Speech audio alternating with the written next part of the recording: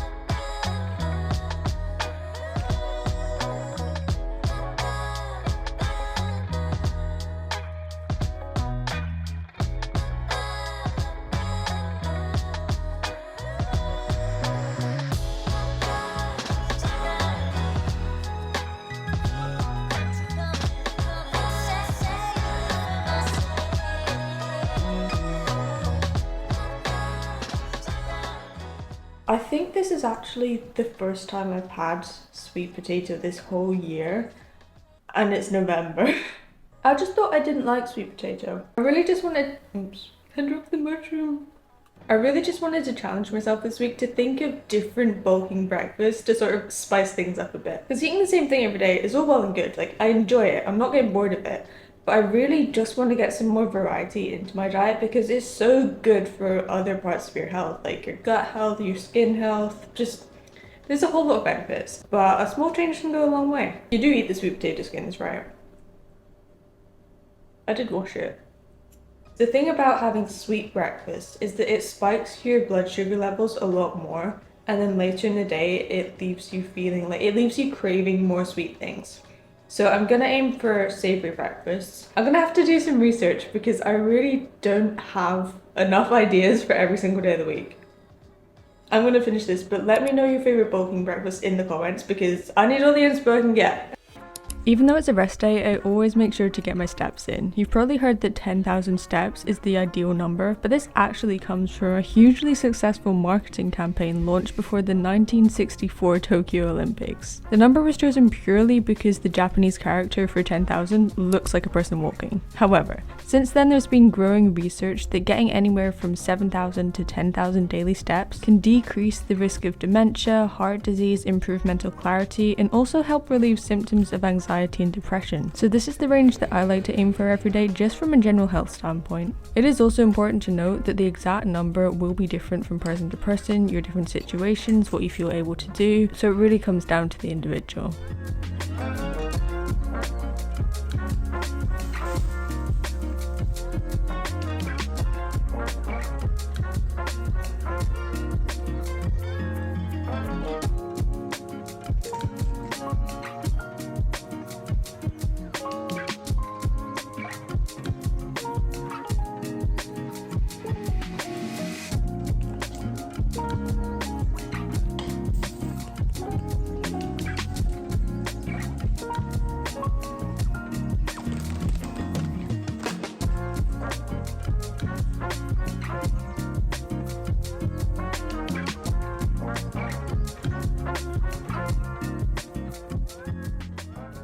Okay, so about a week or so ago, I started this side quest of learning how to do a handstand. I can sort of already do a handstand, like I can do it against the wall, but when I try and do it without the wall, I'm just really wobbly.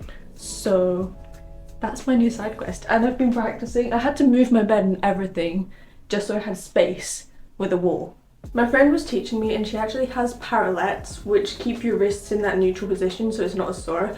I don't have parallettes, so that's why I'm using dumbbells, but it works pretty well. I have the like hexagon ones so they don't roll away, which is obviously a bit of a lifesaver, but I'm still gonna take practice. You need to kick up a bit more with the dumbbells there just because it's slightly higher off the ground.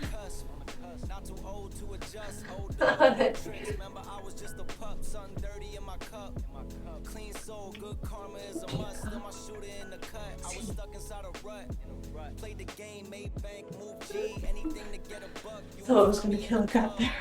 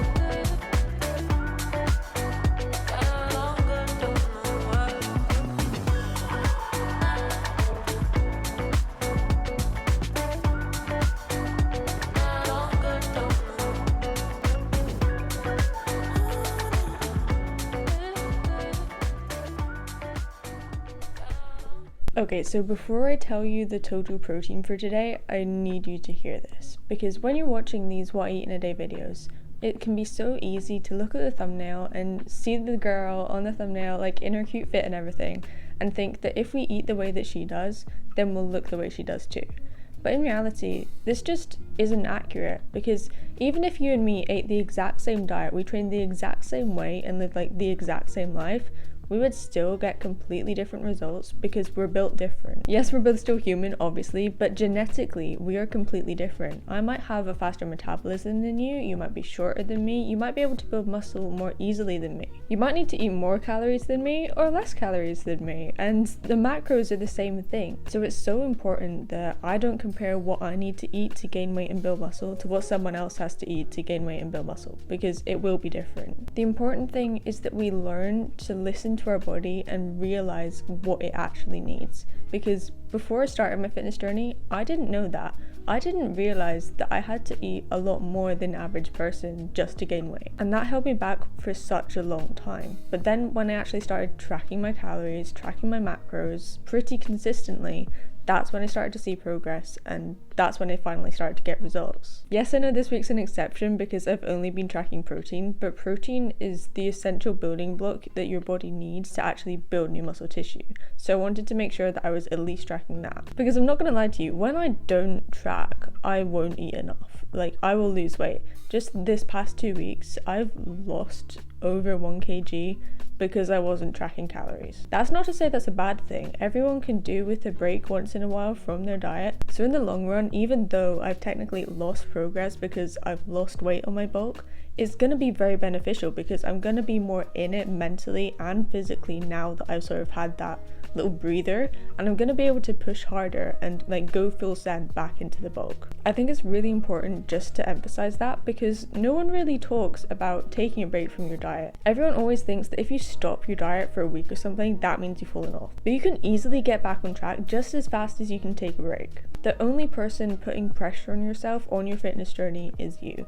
And ultimately, if taking a break means that you're going to be able to make better progress in the long run, then it's the smart thing to do. Reaching our goals in fitness, or just in life in general, isn't supposed to be easy, so sometimes we need these breaks just to keep us going. It's just like your job. You want those little breaks or vacations here and there throughout the year, just so that you don't burn out. So when you look at it like that, I feel like it sort of takes you out of the mindset of having fallen off track and switches it to becoming part of the process on your fitness journey. So my total protein for today was 186 grams. I usually aim for 180, so a little bit over, but that's completely fine. There's gonna be naturally fluctuations here and there depending on what you eat in a day.